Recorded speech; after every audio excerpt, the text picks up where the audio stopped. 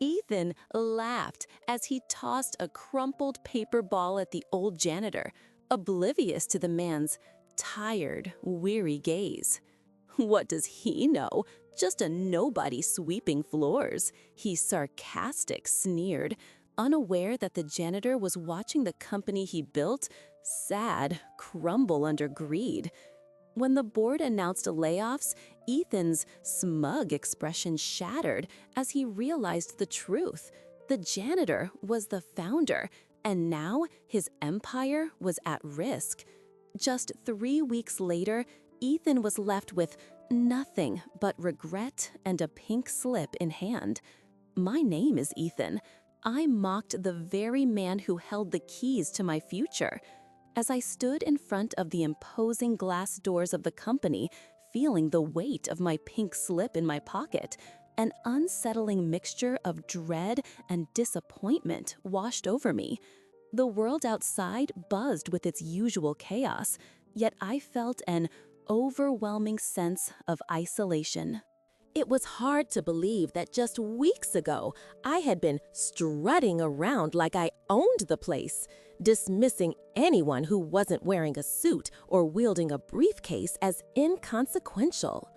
Mr. Thompson had been a fixture in the background, his gray hair and faded uniform making him appear like a ghost from another era.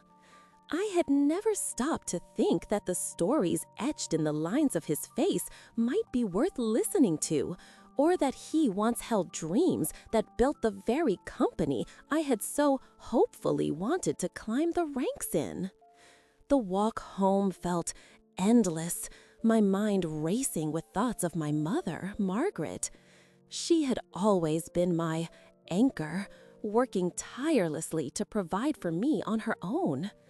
I remembered her late nights at the diner, the way her hands ached from scrubbing dishes, and how she still managed to smile each time I walked through the door. She believed in me, pushing me to pursue every opportunity. I had promised to make her proud, but now I was returning home with nothing but a weight of failure hanging around my neck. I could only imagine the disappointment in her eyes when I told her I had lost my internship. When I finally stepped through our front door, the familiar scent of home enveloped me. It felt comforting yet suffocating, a reminder of the life my mother had worked so hard to build for us. Margaret looked up from the kitchen, her expression shifting from happy to concern as she took in my dejected posture.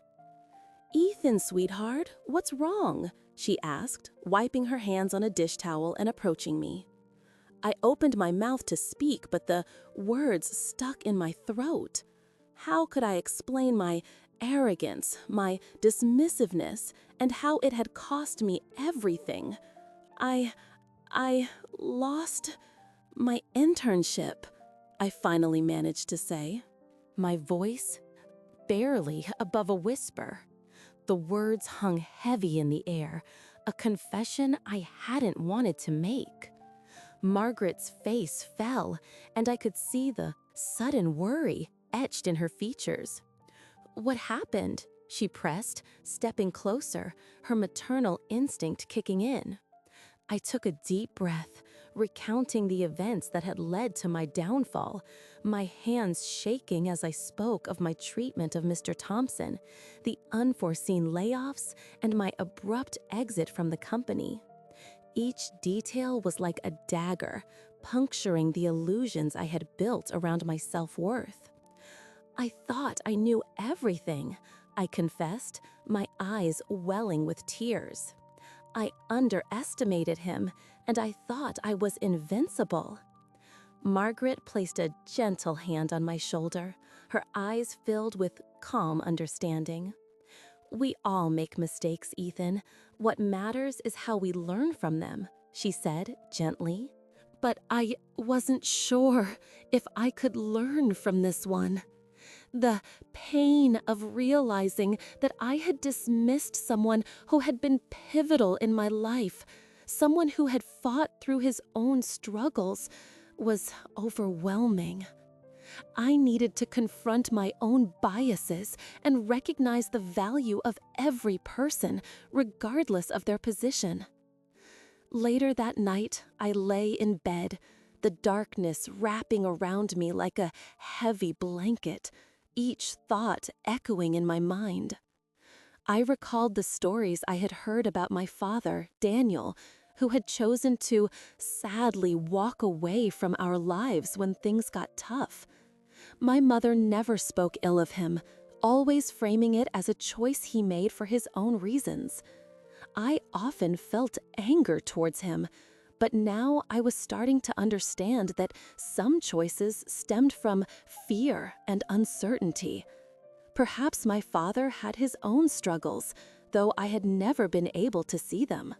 I had been so regretful, caught up in my own journey, to even consider the complexity of his. The realization that I had a chance to reach out, to understand, flickered like a small flame in the darkness. As I drifted into an uneasy sleep, dreams of my father haunted me, images of what could have been mingling with the reality of my present. I woke up the next morning with a renewed sense of urgency. I seriously needed to find Mr. Thompson, to apologize for my ignorance and seek his wisdom. The thought of confronting my past filled me with fearful trepidation, but I knew it was necessary if I wanted to move forward. I gathered my courage and made my way back to the office, the familiar buzz of the building feeling like a different world altogether. When I arrived, the atmosphere was tense. The layoffs had created a void, and the employees moved about like ghosts, whispers of uncertainty echoing off the walls. I approached the janitor's closet hesitantly, memories of my past interactions flooding back. I knocked, softly, half expecting no answer. But the door opened slightly, and there stood Mr. Thompson, his eyes calm with the wisdom of years. "Ethan, is it?" he asked, a hint of curiosity in his voice. I nodded, feeling small under his gaze. "Can we talk?" I asked, my voice steady despite the turmoil inside me. He studied me for a moment before stepping aside, inviting me in. The room was cluttered but cozy, filled with remnants of a life dedicated to hard work. I took a deep breath, ready to pour my heart out. "I've come to apologize," I started, feeling the weight of my past actions pushing down on me. "I didn't see you for who you were, and I let my regful arrogance blind me to the truth." Mr. Thompson regarded me with a mixture of surprise and something deeper, perhaps compassion. "Everyone has a story, Ethan," he said, his voice gravelly yet soothing. "And sometimes it's the ones you least expect who have the most to teach you." In that moment, I realized that this encounter was just the hopeful beginning of my journey towards understanding not only Mr. Thompson's story, but my own family's narrative as well, especially my estranged father's. It was time to weave the threads of my life together and embrace the complexity of it all.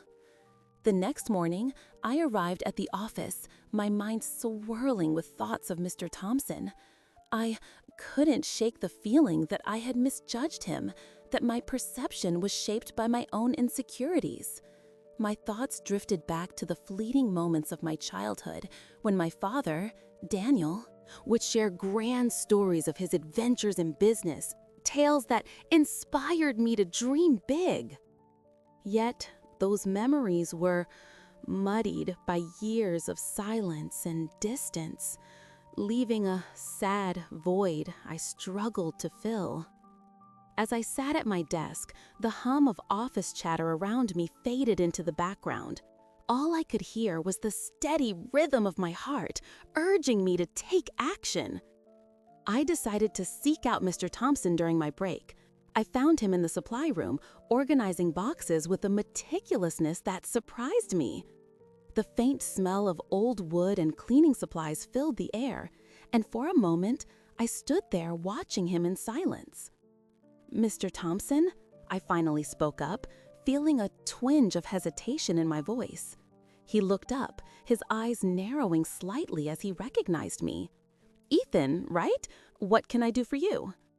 I took a deep breath, letting the weight of my earlier judgments fall away. "I wanted to apologize for how I treated you the other day. I didn't realize who you really were. I've been struggling with a lot of things in my life, and I guess I projected that onto you." His expression softened, and he gestured for me to come closer. "You know, son, everyone has their burdens. You might not understand that yet, but life has a funny way of bringing us lessons when we least expect them." His words struck a chord deep within me, resonating with the turmoil I felt about my father. "Could we sit and talk?" I asked, my voice hopeful, tinged with hope. "Of course," he replied, gesturing to a couple of chairs tucked in the corner. As we sat down, I felt an unusual mix of vulnerability and courage. "What do you want to know?" he asked, his gaze steady and patient. I leaned in, eager to hear about his past, the journey that led him to become the foundation of the very company I was trying so hard to make my mark in. He began to share stories about his early days, the struggles of starting a business from nothing, and the sacrifices he made along the way. His voice carried the weight of experience, and I found myself hanging on every word. There were nights I didn't know how I'd pay my workers or keep the lights on, he confessed. But every challenge taught me resilience. It was about more than just business. It was about people. I had a family to support too. As he spoke, I couldn't help but draw parallels to my own life. My mother, Margaret, worked tirelessly to provide for me, often juggling 2 jobs just to keep us afloat. The sacrifices she made mirrored those of Mr. Thompson, and in that moment, I felt a deep sense of gratitude for her confident, unwavering strength. "It's hard sometimes, isn't it?" I said, my voice barely above a whisper. "To balance dreams and reality?" Mr. Thompson nodded, a gentle, knowing smile crossing his lips. "Indeed it is, Ethan. But remember, dreams are built on hard work and determination. You can't dismiss the struggles of those around you. They're part of what shapes you into who you're meant to be." I contemplated his words, feeling them seep into my heart like a warm embrace. Then, just as I was beginning to feel a sense of clarity, my thoughts shifted back to my father. I had spent so long resenting him for his absence that I had forgotten the man he used to be, the man who once inspired me. "Can I ask you something?" I ventured, my nervous heart racing. "Have you ever had to confront someone you cared about who you felt had let you down?" Mr. Thompson considered my question thoughtfully. The estrangement of loved ones can be one of life's greatest challenges. Sometimes it's about misunderstanding. Other times, it's about fear. You see, Ethan, it takes humility to approach someone with an open heart, especially someone who has hurt you. Are you ready to do that? I felt the weight of his words settling heavily on my chest. Was I truly ready to reach out to my father? The thought terrified me. "I don't even know where to begin," I admitted, my voice shaky. Start with honesty, he advised, gently. A simple message, a phone call, or even a letter. Tell him what you've been feeling. It may not change everything, but it can open the door to a conversation. I nodded, absorbing his wisdom as a hopeful sense of determination began to blossom within me. Thank you, Mr. Thompson. I think I needed this more than I realized. As I stood to leave, he placed a hand on my shoulder, his grip gentle yet comforting. Remember, son, it's hopeful, never too late to rewrite your story. The next chapter is yours to create. I left the supply room feeling happier, like a burden had been lifted. The thought of reaching out to my father still loomed over me, but for the first time, it hopefully didn't seem as daunting. I could see a path forward, illuminated by the lessons I had learned from both Mr. Thompson and my own life. With a newfound perspective, I made my way back to my desk, my confident resolve strengthening with every step. That evening, after returning home and sharing a meal with my mother, I felt a quiet sense of peace. As I helped her clean up, I could see the exhaustion etched on her face, but also a warmth that spoke of her resilience. "Mom, can I talk to you about something?" I said, my heart racing at the thought of opening up. "Of course, Ethan. What's on your mind?" she replied, pausing to meet my gaze. I took a deep breath, gathering my thoughts. I want to reach out to Dad. I think it's time I try to understand him better. Her expression shifted, surprise mingling with concern, but I could see the hopeful flicker of hope in her eyes. "I think that's a brave decision, sweetheart. Just remember, no matter what happens, I'm here for you." With her support, I felt a spark ignite within me. It was time to confront my past, to rebuild the connections that mattered most. I was confident, ready to embrace whatever came next, with all the lessons I had learned echoing in my heart. As I lay in bed that night, sleep eluding me, I realized that my journey had only just begun. The intricacies of family, of love, and of forgiveness awaited, and I was eager to dive in, armed with the strength of my newfound understanding. If you enjoyed this journey of self-discovery and personal growth, subscribe to follow Ethan's evolving story as he navigates the complexities of family and relationships. Join us as we explore the heartwarming and sometimes challenging paths we walk to connect with those we love. The morning sun poured through the office windows, illuminating the busy workspace as I sat at my desk, grappling with the weight of my recent realizations. Mr. Thompson, the janitor I had once regretfully dismissed, was the architect of the very dreams I had been chasing. It felt surreal to think that the man I had thought of as just a relic of the past had shaped the future for so many. I couldn't shake the feeling that I had not only belittled his contributions, but had also overlooked the common humanity that linked us both. As I stared at the array of tasks before me, I found myself unable to focus. My thoughts drifted to my mother, Margaret, and the countless sacrifices she had made to provide for me. I could almost hear her voice, always encouraging, yet filled with the confident strength that had been her armor against the world. She had faced her own struggles and had never once allowed me to see her falter. I thought of the nights when she worked late, her tired eyes filled with determination as she pushed through. I felt a pang of guilt for not appreciating her efforts enough, too often caught up in my own ambitions and aspirations. I decided it was time to visit her. I left the office and made my way to the small cafe where she often took her breaks. As I walked, I replayed the moment in my mind when I found out who Mr. Thompson truly was.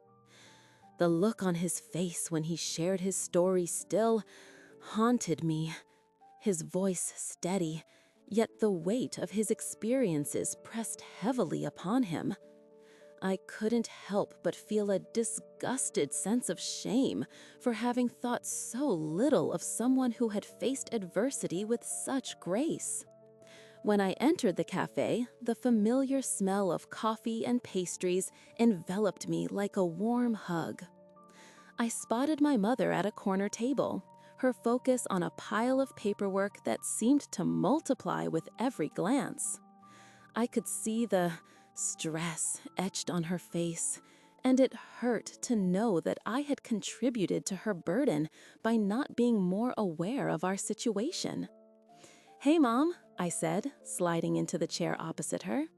She looked up, her happy, tired eyes lighting up with recognition, a gentle smile breaking through her fatigue. "Ethan, I didn't expect to see you here. Everything okay at work?" she asked, taking a sip of her coffee, her hands nervous, trembling slightly. "It's a lot," I replied, hesitating as I gathered my thoughts. "But I wanted to talk about something important." She set her cup down, surprised, curiosity piqued. "What's on your mind?" I took a deep breath, feeling a lump form in my throat. "I've been thinking about Mr. Thompson, the janitor. I used to think of him as just a janitor, but he's actually the founder of the company. He built everything from the ground up, and I realized I've been so blind to his story and the struggles he's faced." Margaret's expression shifted, surprised, concern mingling with surprise. "That's quite a revelation. What brought this on?" I recounted the crisis that had unfolded at work and how Mr. Thompson had stepped in to save the day.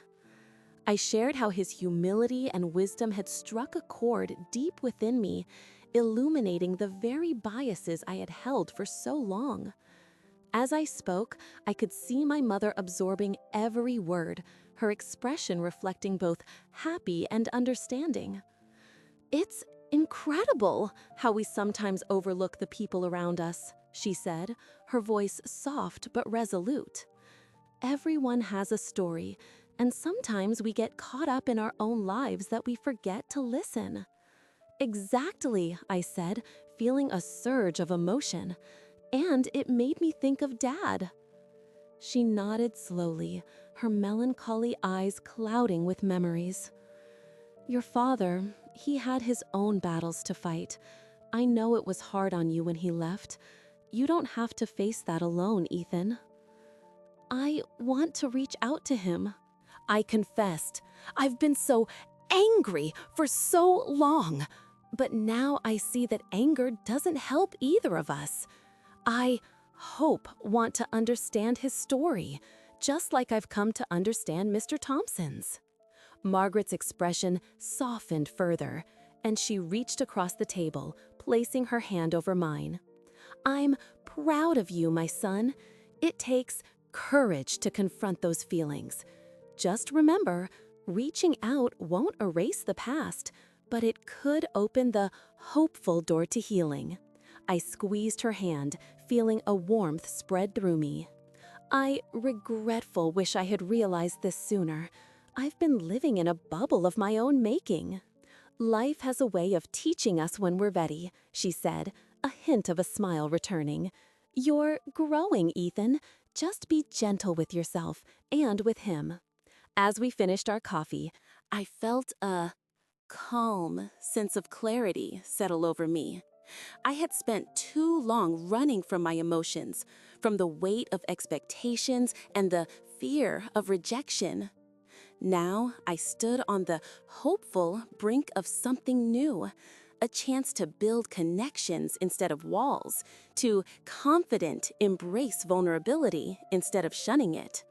With newfound determination, I made a silent vow to reach out to my father. I would uncover his story, learn why he had made the choices he did, and hopefully find a way to bridge the gap that had divided us for so long. I could no longer afford to let resentment cloud my judgment. The lessons learned from Mr. Thompson had ignited a fire in me to seek understanding and, ultimately, reconciliation. With each step I took back to the office, I felt lighter, as if the burdens I had carried were slowly beginning to lift. I knew the journey ahead would not be easy, but for the first time in a long time, felt hopeful. As I walked through the familiar hallways of the firm, the vibrant energy of the office seemed to pulse around me, contrasting sharply with the heavy thoughts swirling in my mind. I caught sight of my colleagues hunched over their desks, engaged in discussions that felt trivial compared to the profound shift that had just occurred within me. My heart raced with the realization that I had dismissed Mr. Thompson, a man whose life experiences could have illuminated my path in ways I had never anticipated. I could still picture him, hunched over his mop, and the gentle wisdom behind his eyes. I thought about my own father, Daniel, a figure who had become a ghost in my life, fading into memories that were tinged with confusion and disappointment. How had I allowed my own pain to create such a chasm between us? The decision to reach out to him now felt both daunting and necessary. I grabbed my phone, my fingers hesitating over the screen. The last time we had spoken was a brief exchange, punctuated by tension and unspoken words. I took a deep breath, reminding myself of the revelations from my encounter with Mr. Thompson. The janitor had transformed my perception of sacrifice and dedication. Perhaps I could channel that hopeful clarity into mending my family ties. With a shaky hand, I typed out a message to my father, my heart pounding as I pressed send. The uncertainty of his reaction loomed over me, but I knew I could no longer shy away from the complexities of our relationship. As I awaited a reply, I threw myself into my work, but my mind kept wandering back to the conversation I had with Mr. Thompson. It had opened my eyes to the invisible threads connecting our lives. I remembered how he had shared his struggles, how he had built this company from the ground up, pouring his heart and soul into every brick laid, only to be overshadowed by those who had come after him. His humility and resilience resonated deeply with me, making my own challenges seem less isolating. I had dismissed him as a mere janitor, but in reality, he was the backbone of this place, a living testament to the idea that greatness comes in many forms. When my phone buzzed, I nearly dropped it. It was my father. His message was simple yet heavy with implications. "Ethan, I've missed you. Let's talk." The words brought an unexpected rush of relief and anxiety, but deep down, I knew this was the excited moment I had been waiting for. I quickly arranged to meet him at a nearby cafe, a neutral ground that felt less intimidating than the thought of meeting in our old family home. As I made my way to the cafe, I rehearsed what I wanted to say, but the script in my mind kept changing. I was no longer the frustrated son who felt abandoned. I was a man confident to confront the past and hopeful, embrace the possibility of a new beginning. The cafe was bustling when I arrived, the aroma of freshly brewed coffee enveloping me in a calm embrace. I spotted my father seated at a small table near the window, his head tilted slightly down, seemingly lost in thought. It struck me how much he had aged, yet something about his presence felt calm and comforting. I approached cautiously, my heart racing with every step. When he looked up, there was a surprised flicker of surprise in his eyes, quickly replaced by a soft smile that tugged at the corners of his mouth. "Ethan," he said, his voice barely above a whisper. "Dad," I replied, taking a seat across from him.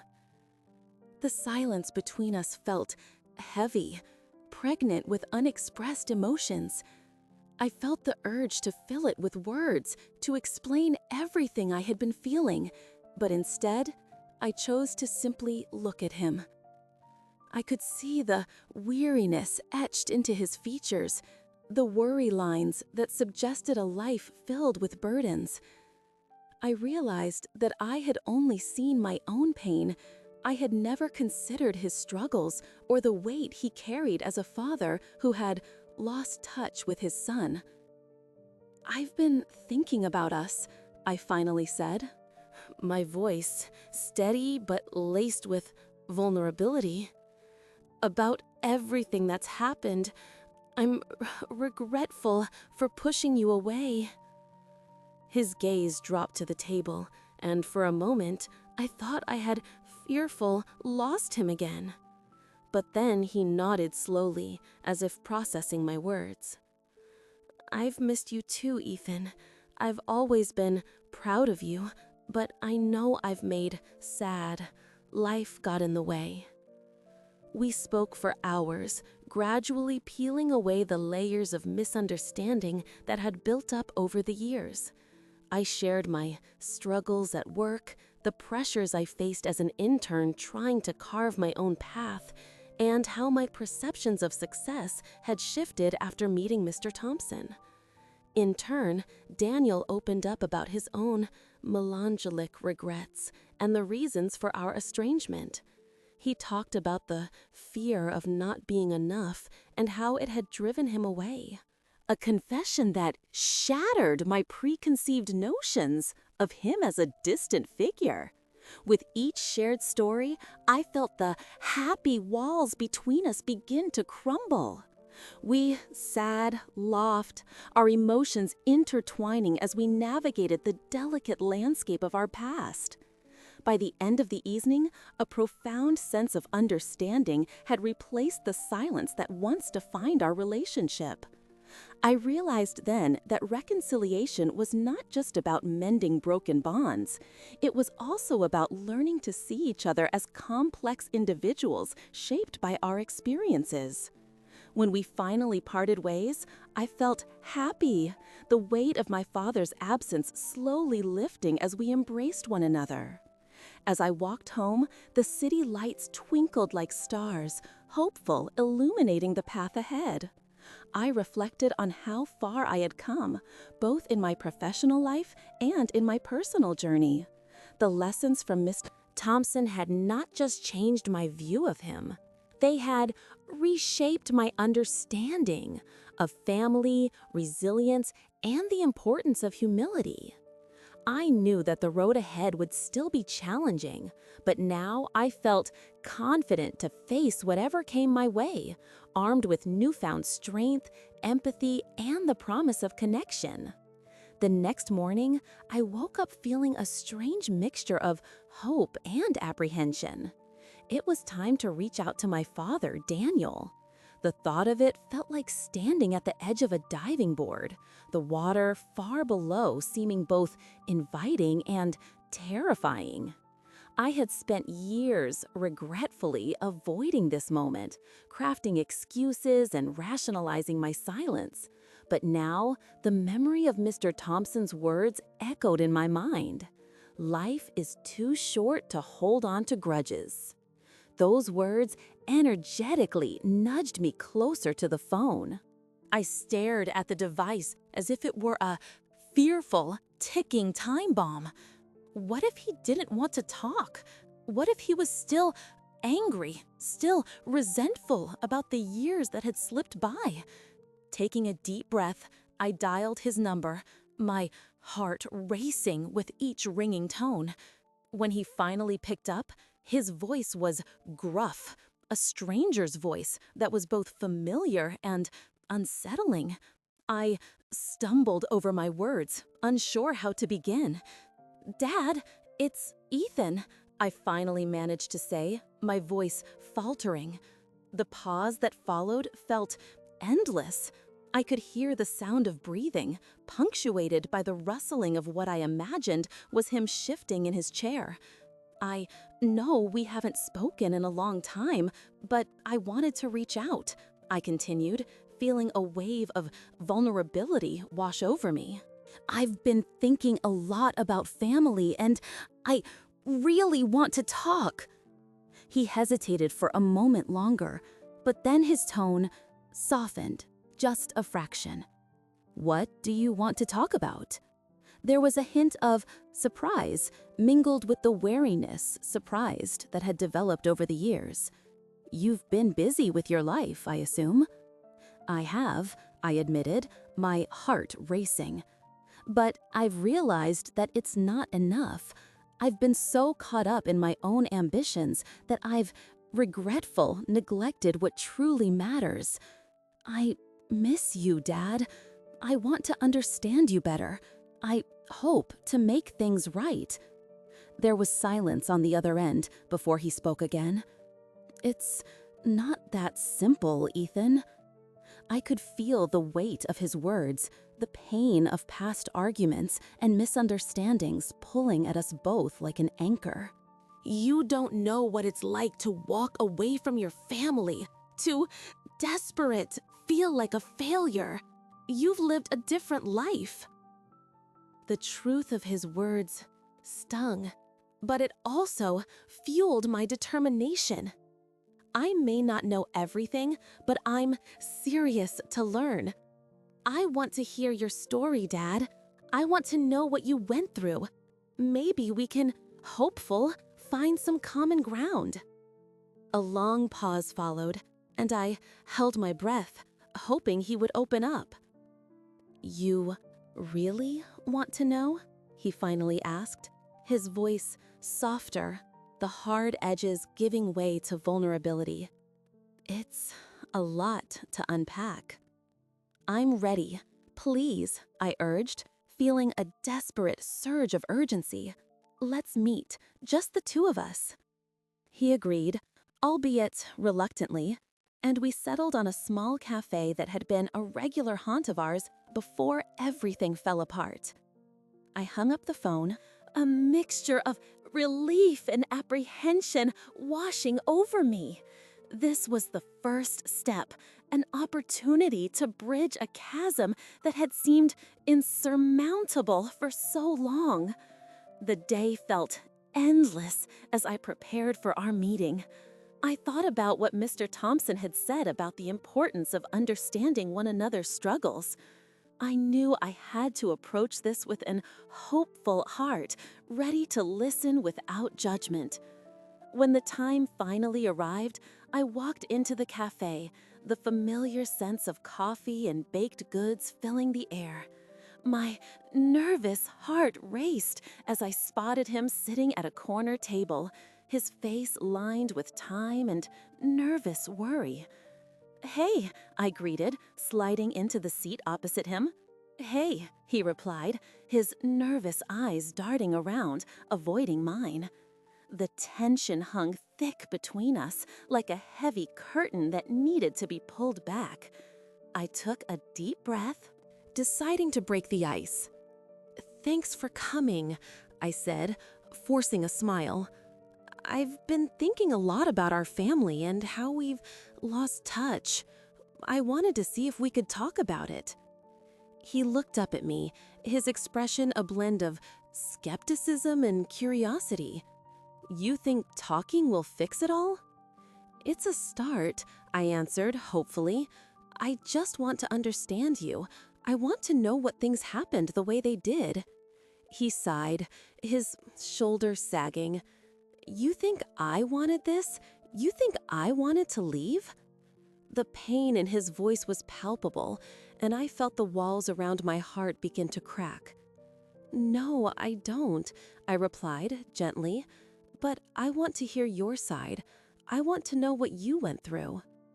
As he opened up, sharing snippets of his life, his struggles, the mistakes he made, I began to see a man shaped by circumstance rather than a villain in my story.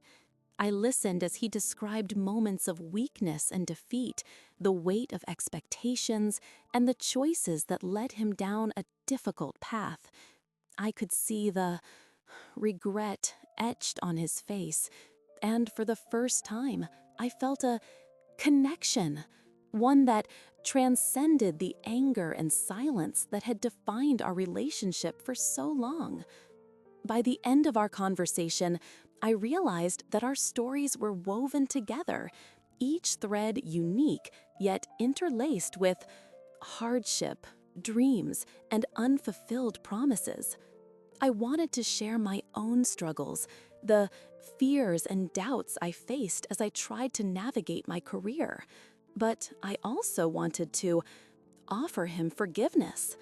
"I know it's not easy," I said softly, "but I want to try to rebuild what we lost. I don't want to be estranged anymore." He nodded, his eyes sad, glistening with unspilled tears. "I want that too, son."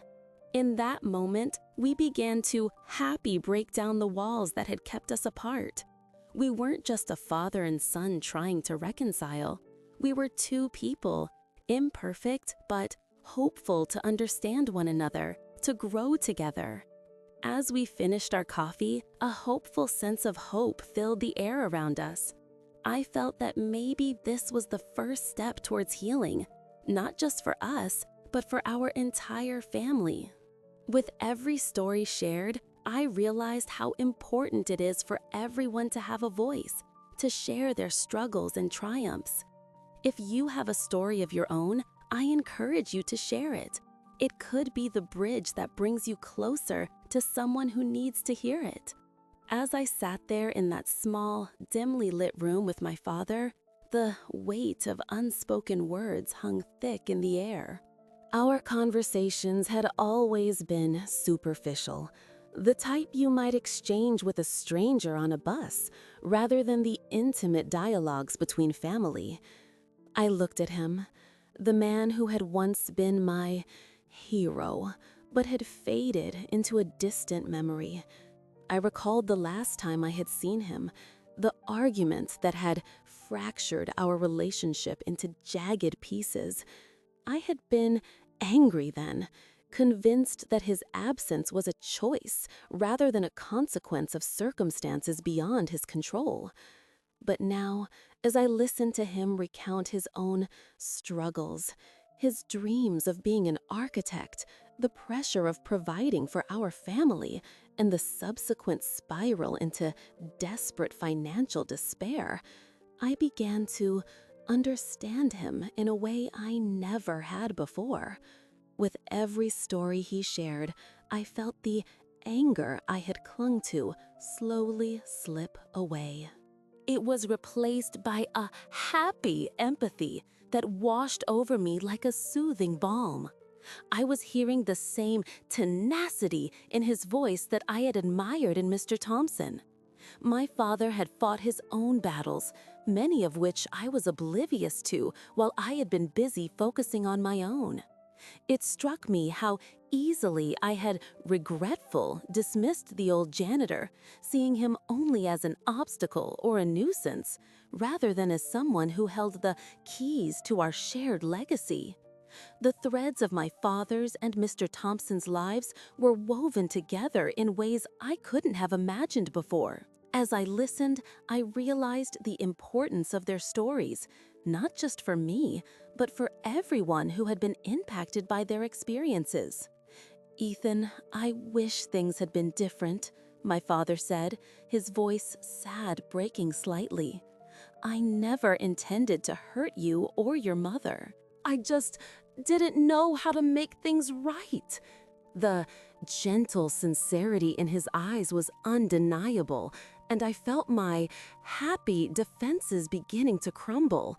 I had spent so much time angrily resenting him for leaving, But perhaps he had been just as lost as I was now. I found myself wanting to reach out, to bridge the chasm that had formed between us, but it was daunting.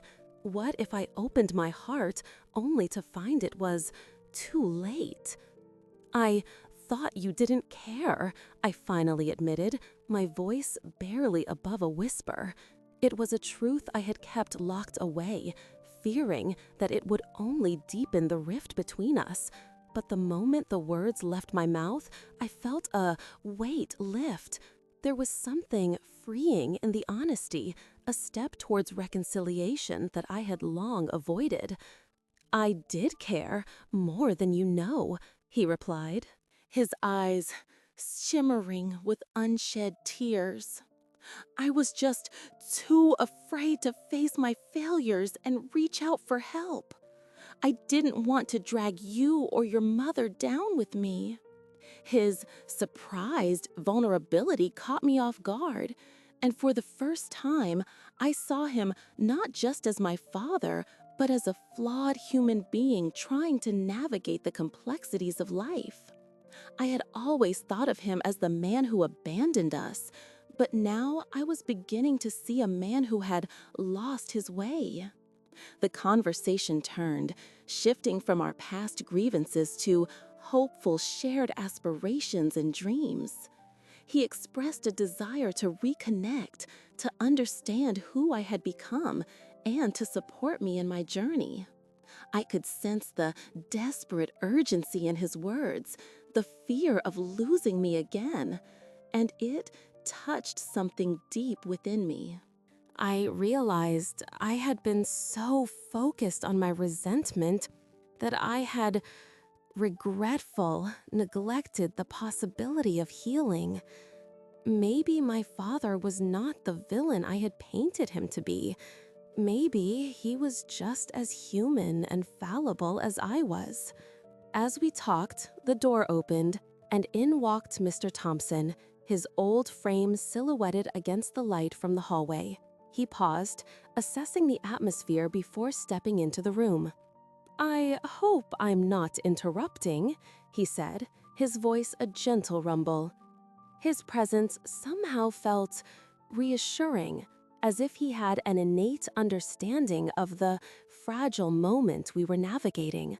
I gestured for him to join us, and he settled into a chair, quietly observing the unfolding exchange. "Ethan," Mr. Thompson began, "there's something powerful about sharing your story. It connects you to those you love and reveals layers you may not have noticed before." I nodded, feeling the truth of his words resonate within me. I had been so regretful, quick to judge him, overlooking the wisdom he carried from a lifetime of experience. Now I could see the parallels between his life and my father's, both men shaped by their trials and tribulations, yet both carrying hope for the future. "Mr. Thompson, I regretful never realized how much you've been through," I admitted, glancing between the two men. "You and my father have lived through so much, and I've only focused on my own struggles." I felt a happy sense of kinship growing between us, built on the shared understanding of our histories. There was a certain comfort in knowing that, despite our individual challenges, we were all navigating the same stormy seas of life. "I've learned that it's hopeful, never too late to make things right," Mr. Thompson said, his gaze shifting to my father. "The past can be heavy, but it doesn't have to define your future. It's the steps you take today that matter." His words hung in the air, a reminder that redemption was possible, even for those who had stumbled along the way. I felt a flicker of hope ignite within me, the realization that healing was a journey we could embark on together. In that moment, the walls I had built around my heart began to crumble. I reached out, placing my hand on my father's shoulder, a simple gesture that felt monumental. "Let's work on this together," I said, my voice steady. "Let's tell our stories, not just to each other, but to those who might need to hear them." My father looked up, surprise and gratitude mingling in his expression. I knew that it would take time, but for the first time in years, I felt a glimmer of possibility. The road ahead would be challenging, but with Mr. Thompson's wisdom and my father's determination, I believed we could find our way back to one another.